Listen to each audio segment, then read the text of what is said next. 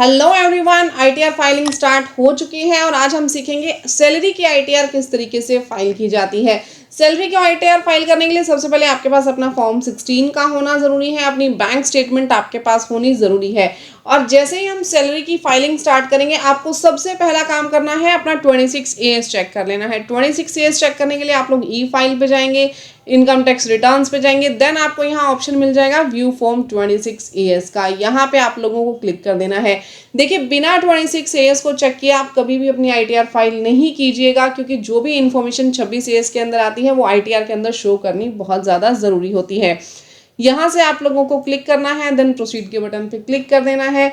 Then आपको इस जो ये आपके पास आ रहा है view tax credit form 26AS, यहाँ पे क्लिक कर देना है। जैसे ही आप क्लिक करेंगे, यहाँ आपको असेसमेंट ईयर अपना सिलेक्ट करना है, व्यू एज HTML करेंगे, व्यू एंड डाउनलोड पे क्लिक करके आप एक्सपोर्ट एज अ PDF पे क्लिक कर देंगे। जैसे ही आप डाउनलोड पे क्लिक करेंगे, आपके पास ये फॉर्म जो है PDF फॉर्मेट के अंदर डाउनलोड हो जाएगा। यहाँ पे आपको चेक कर लेना है सबसे पहले कि क्या आपकी सैलरी का कंप्लीट TDS जो है वो यहाँ पे अपडेट हो चुका है या नहीं। देखिए, इस क्लाइंट का TDS कंप्लीटली अपडेट नहीं हुआ है, क्योंकि 31 मई लास्ट डेट है, 31 दिसंबर तक अपडेट हुआ है यहाँ पे। उसके बाद जो मार्च का TDS है, मार्च का TDS अपडेट होने के लिए टाइम फिलहाल पेंडिंग है, तो इनका अपडेट नहीं हुआ।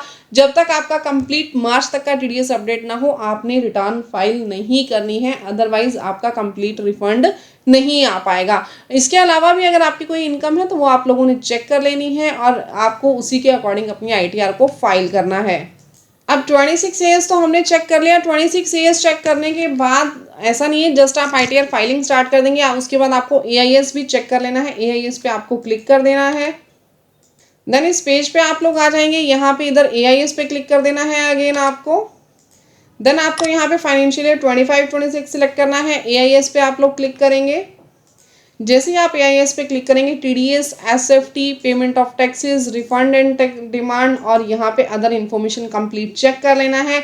जितने भी इन्फॉर्मेशन इसके अंदर अपडेट हो रही है वो सारी की सारी इन्फॉर्मेशन आपको दिखानी ज़रूरी है अपनी आईटीआर के अंदर, तो ये चीज़ आपको बहुत ध्यान रखनी है।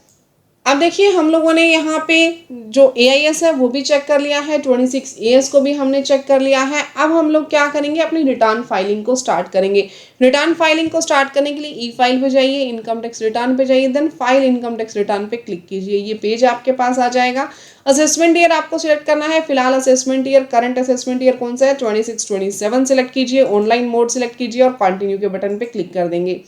यहाँ से आपको स्टार्ट न्यू फाइलिंग पे क्लिक कर देना है। ऑटोमेटिकली आपका जो यहाँ पे सिलेक्ट होकर के आ जाएगा कि आप इंडिविजुअल हैं, HUF हैं या अदर्स हैं। इंडिविजुअल आ जाएगा, क्योंकि सैलरी की रिटर्न आप लोग यहाँ पे फाइल कर रहे हैं और इंडिविजुअल की ही फाइल होगी यहाँ पे। देन आपको प्रोसीड के बटन पे क्लिक कर देना है। जैसे ही आप प्रोसीड के बटन पे क्लिक करेंगे, यहाँ पे आपको आईटीआर फॉर्म सिलेक्ट करने को बोलेगा। फिलहाल 2 ही आईटीआर फॉर्म है, आईटीआर 1 और 4। 1 हमें यहाँ पे फिल करना है, 1 मैंने सिलेक्ट कर लिया।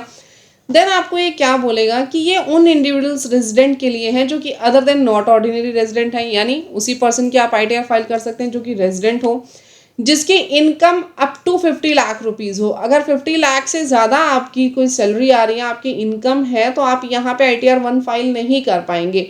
Having income from salaries to house properties, जिसकी इनकम या तो सैलरी से आ रही है या 2 हाउस प्रॉपर्टीज़, 2 से ज़्यादा हाउस प्रॉपर्टी है तो आईटीआर 2 में जाएंगे। आईटीआर 1 में आपको फाइल नहीं करना है। 2 तक हाउस प्रॉपर्टी है तो आप यहाँ पे सैलरी के साथ शो कर सकते हैं। अदर सोर्सेज की इनकम यहाँ पे आप शो कर सकते हैं, फॉर एग्जांपल इंटरेस्ट वगैरह या कमीशन का छोटा मोटा कोई आपका पार्ट है तो।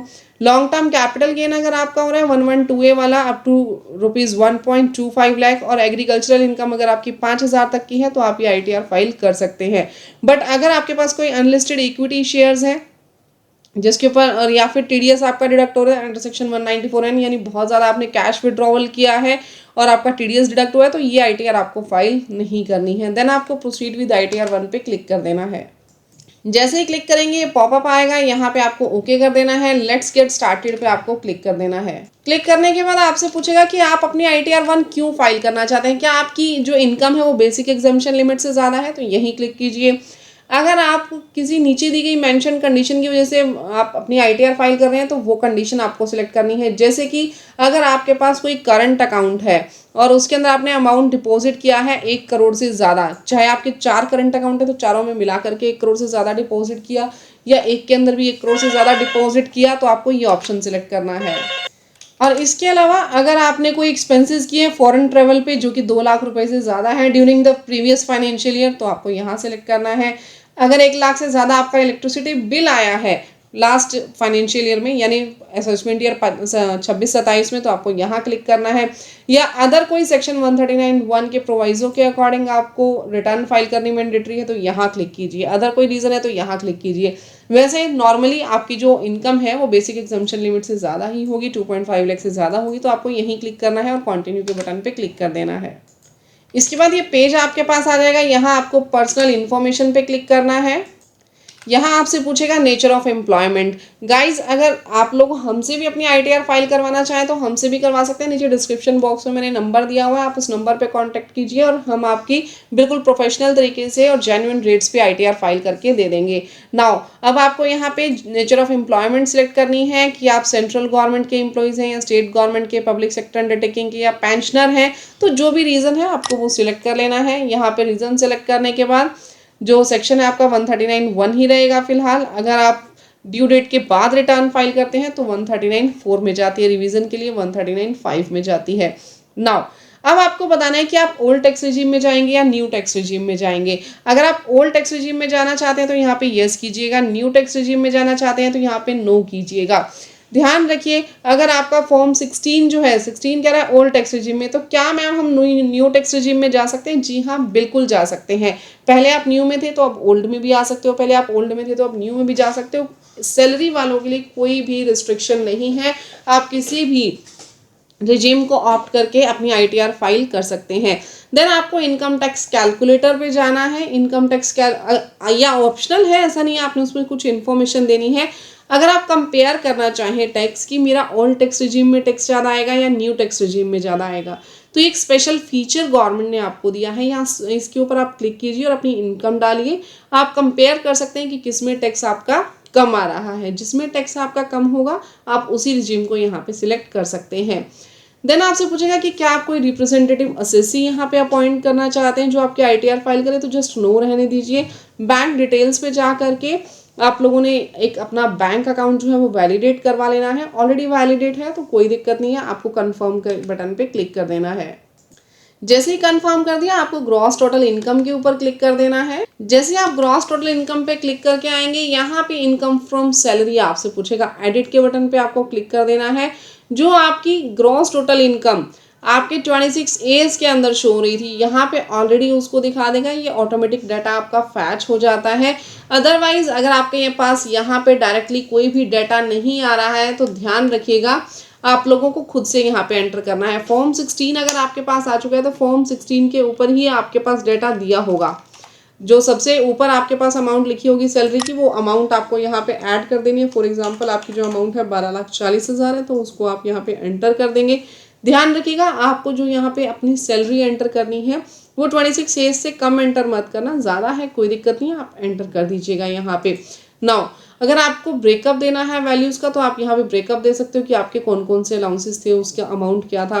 तो यहाँ पे आपके एग्जाम्प्ट अलाउंस आप लोग दिखा सकते हैं। लेकिन ये न्यू टैक्स रिजीम में आपको कोई भी यहाँ पे एग्जाम्पशन नहीं मिलेगी इनकी, ओल्ड टैक्स रिजीम में इनकी एग्जाम्पशन प्रोवाइड की जाती है। इसके बाद आपको यहाँ पे सेव के बटन पे क्लिक कर देना है। अगर आपके पास एक से ज़्यादा आपके एम्प्लॉयर्स हैं यानी आपकी सैलरी एक से ज़्यादा जगह से आती है तो आपको यहाँ पे दोनों सैलरीज की वैल्यू अलग अलग शो करनी है। इसके बाद पूछेगा इनकम फ्रॉम हाउस प्रॉपर्टी, तो details of income from house property पे हम लोगों को क्लिक कर देना है। यहाँ पे ऐड अनदर पे हम लोग क्लिक कर देंगे। जैसे ही आप क्लिक करेंगे आपसे एड्रेस पूछेगा, हाउस प्रॉपर्टी का कंप्लीट एड्रेस आपको देना है। एड्रेस देने के बाद आपसे पूछेगा कि आपका परसेंटेज ऑफ शेयर उसमें कितना है। ध्यान रखिएगा यहाँ पे सबसे पहले तो ओनर ऑफ द प्रॉपर्टी में आप लिखिए आप खुद इसके ओनर हैं, क्या ये को ओन है यानी आपसे ज़्यादा और लोगों के पास भी है तो आपको उसकी डिटेल देनी है। ठीक है, उसकी डिटेल्स देने के बाद आपको यहाँ पे type of house property select करनी है। अगर आपकी सेल्फ ऑक्यूपाइड प्रॉपर्टी है तो सेल्फ ऑक्यूपाइड प्रॉपर्टी के केस में ध्यान रखिएगा इंटरेस्ट की रिडक्शन आपको यहाँ पे नहीं मिलेगी। आप इंटरेस्ट क्लेम नहीं कर सकते हैं क्योंकि अभी आपने न्यू टैक्स रिजीम ऑप्ट किया था और न्यू टैक्स रिजीम में इंटरेस्ट की रिडक्शन आप लोगों को अलाउड नहीं होती है। लेकिन अगर यहाँ पे जो हाउस प्रॉपर्टी है आपकी लेट आउट है, लेट आउट है तो आपको यहाँ पे रेंट की वैल्यू बतानी है। फॉर एग्जांपल आपको 96,000 का रेंट रिसीव हुआ, 30% स्टैंडर्ड डिडक्शन आपको मिल जाएगी। यहाँ पे आप लोग इंटरेस्ट जो है वो क्लेम कर सकते हैं।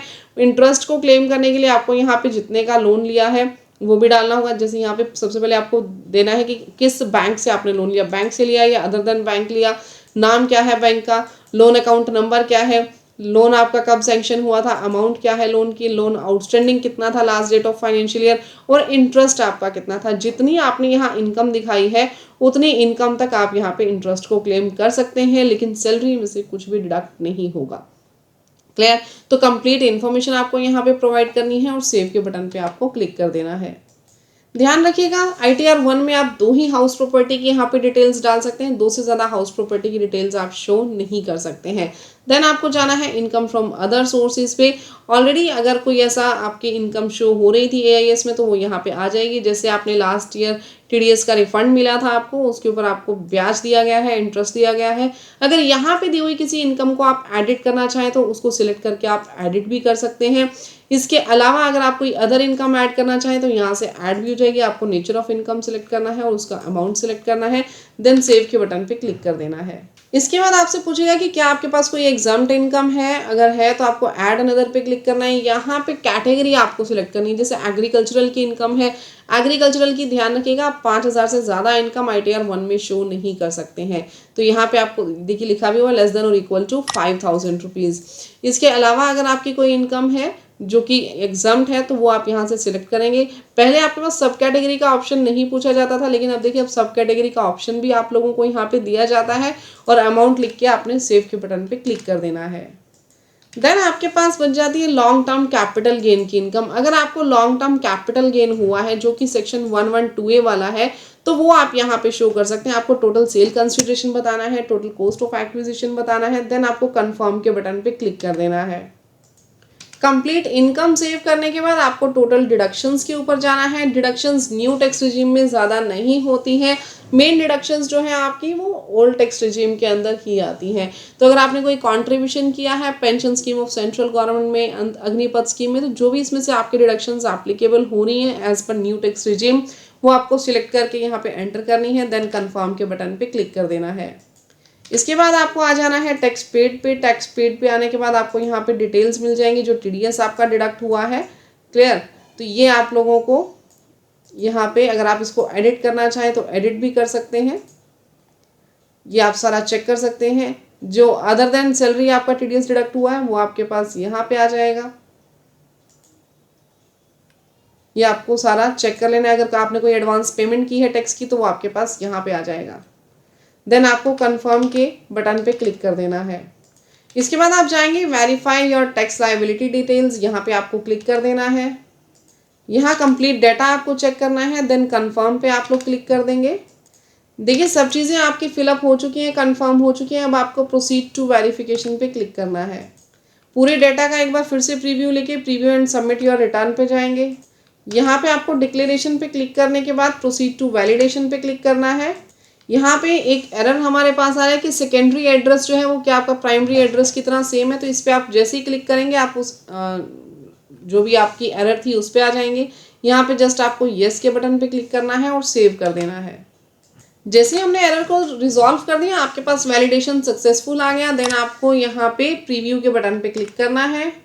प्रीव्यू करने के बाद प्रोसीड टू वैलिडेशन पे आप लोगों को जाना है। वैलिडेशन हो गया।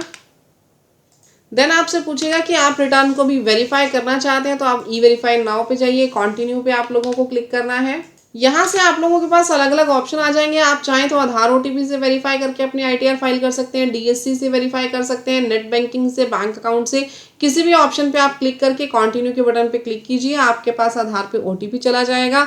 देन आपको आधार का OTP डालने के बाद अपनी इनकम टैक्स रिटर्न को वेरीफाई कर देना है। तो गाइज बहुत ईजी प्रोसेस है, आप लोग खुद से भी फाइल कर सकते हैं।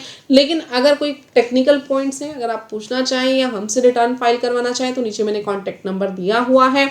आप उस कॉन्टैक्ट नंबर पे कॉन्टैक्ट करके हमसे ITR फिलअप करवा सकते हैं। तो गाइज मिलते हैं नेक्स्ट वीडियो में इससे भी ज़्यादा अच्छे इन्फॉर्मेशन के साथ। जाने से पहले वीडियो को लाइक, चैनल को सब्सक्राइब जरूर करके जाइएगा।